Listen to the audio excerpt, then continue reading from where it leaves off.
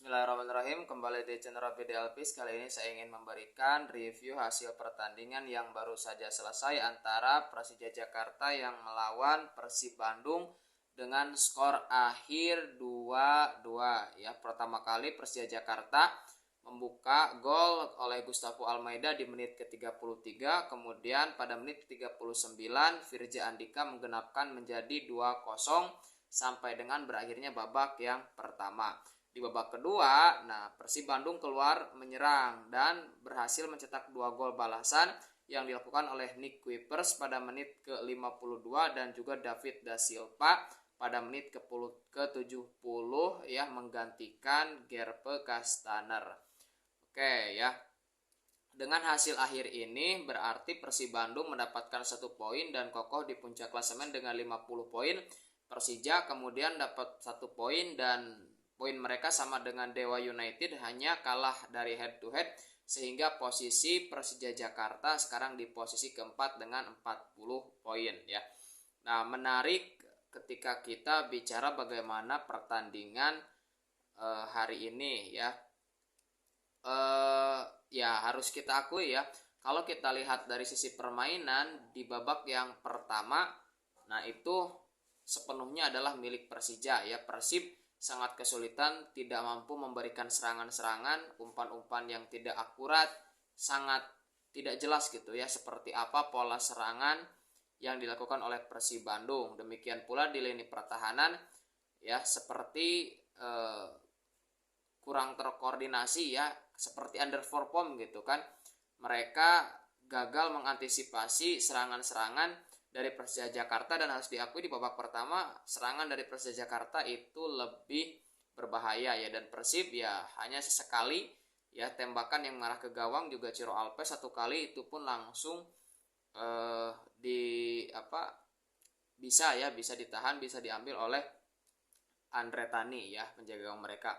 Nah, tetapi di babak kedua Persib berkembang ya, terutama ketika masuknya David Da Silva, terlihat serangan-serangan mereka lebih berbahaya, polanya juga lebih rapih, sehingga itu menyulitkan para pemain daripada Persija Jakarta, dan ya pada akhirnya gol bisa dicetak ya, disamakan kedudukan, dan bahkan ya akhirnya Persib Bandung kembali terhindar dari kekalahan. Oke ya, sebelum melangkah lebih jauh, kalau kita lihat dari susunan pemain, nah ini kan baik Persija Jakarta maupun Persib Bandung itu menggunakan pola seperti ya pattern biasanya gitu kan. Carlos Pena kan biasanya menggunakan formasi 3-4-3. Dan pada pertandingan kali ini juga pola ini yang digunakan ya. Dimana di posisi penjaga gawang ada Andre Tani Adiansah, kemudian untuk 3 back ya, ada Hanif Syaban, ada Hansa Muyama ya, kemudian Rizky Ridho dan Kudela. Nah, kemudian Ferrari di wingback, Firja Andika di wingback kiri, dan 2 pemain tengah adalah Ramon Buono dan M. Gayos ya. Nah, kemudian Rio Matsumura, Marco Simic dan Gustavo dipasang sebagai 3 penyerang ya. Nah, sedangkan dari Persib Bandung formasi yang seperti biasa mereka gunakan adalah 4-3-3 atau 4-2-3-1. Ya, untuk di penjaga gawang ada Kevin Ray Mendoza, kemudian 4 di lini belakang ya, untuk fullback kiri ada Febriansah yang kemarin absen ya, kemudian di fullback kanan ada Kakang Rudianto, dan 2 center back adalah Nick Kuipers di kanan dan Gustavo Prangka di kiri. Kemudian 2 double pivot ya, yaitu Adam Alis dan juga Maklop. Kemudian gelandang serangnya adalah Teron Delvino. Kemudian untuk 3 penyerang di kiri ada Ciro Alpes, di tengah adalah Gerpe Kastaner, dan di kanan sayap kanan adalah Beckham Putra dengan pattern 4-2-3-1 ya. Nah, di babak yang pertama seperti tadi disampaikan bahwa Persija Jakarta berkembang ya, lebih mampu mengembangkan permainan dan serangan-serangannya lebih berbahaya.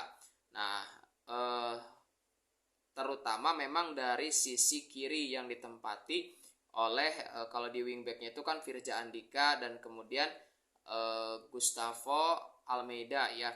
Kan 2 striker yang dimiliki oleh Persija, Gustavo Almeida dan Marco Simic, itu kan tipikalnya hampir sama, tetapi biasanya kan Gustavo ditaruh di belakang Marco Simic ya. Jadi Marco Simic ditaruh sebagai goal getternya gitu ya, sebagai ujung tombaknya.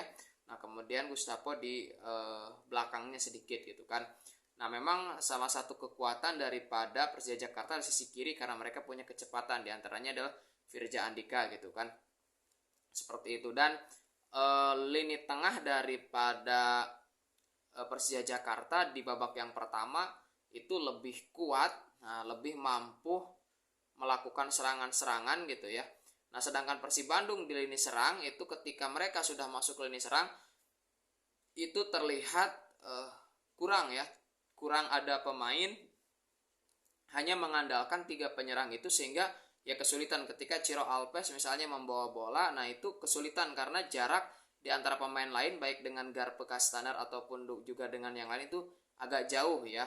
Nah itu jadi terlihat sekali serangan Persib Bandung di babak yang pertama itu sangat minim gitu ya, karena jarak di antara para penyerang mereka itu cukup jauh gitu kan, dan tidak ada bantuan baik dari sisi kiri ataupun dari sisi kanan. Nah sehingga ya kesulitan sekali terlihat. Nah sedangkan Persija Jakarta mampu mengembangkan permainan mereka gitu kan, mereka melakukan mid block ya.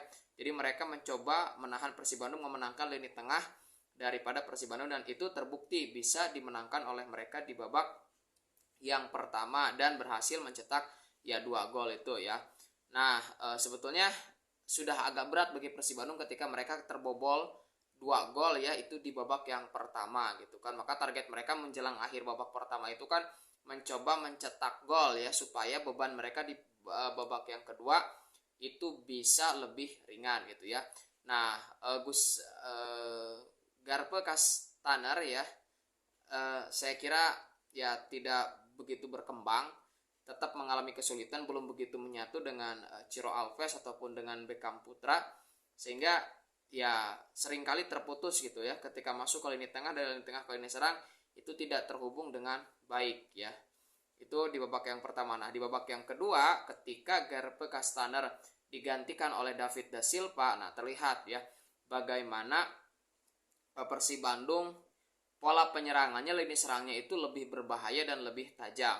Nah kemudian terlihat nampaknya mereka melihat bahwa di babak pertama kekurangannya adalah mereka kalah jumlah pemain ketika di depan ya.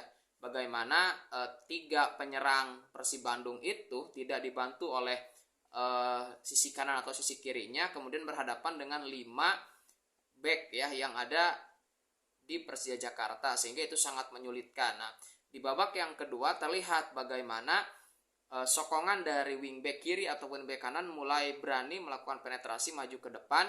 Kemudian Ciro Alves juga Beckham Putra agak naik agak ke tengah ya. Jadi agak ke tengah sehingga di sana secara permainan berimbang ya.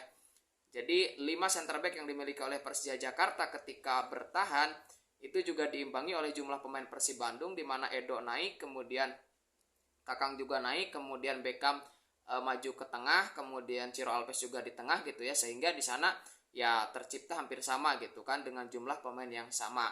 Selebihnya adalah counter attack yang dilakukan oleh Persib Bandung kan. Nah di 2 gol, terutama di gol yang kedua yang diciptakan oleh David Da Silva, nah itu kan berasal dari counter attack ya.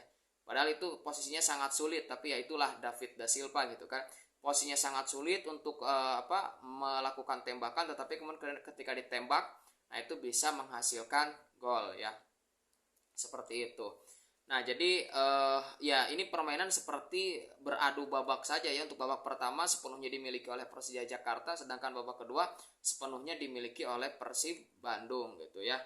Nah Nick Kuipers ini gol keduanya, kemudian David Da Silva juga begitu ya selalu ya David Da Silva ketika timnya mengalami deadlock itu mampu memberikan nuansa ya, game changer istilahnya kan, bagaimana mengubah permainan Persib sehingga lebih berbahaya ya.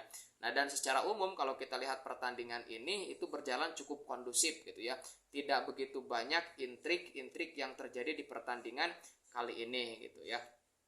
Nah dan menurut saya ini hasil yang cukup adil ya pada akhirnya, karena memang harus diakui tadi ketika di babak pertama ya Persib sama sekali tidak berkembang, tetapi di babak kedua relatif Persib justru jauh lebih berkembang dan serangan-serangan mereka itu lebih berbahaya gitu ya.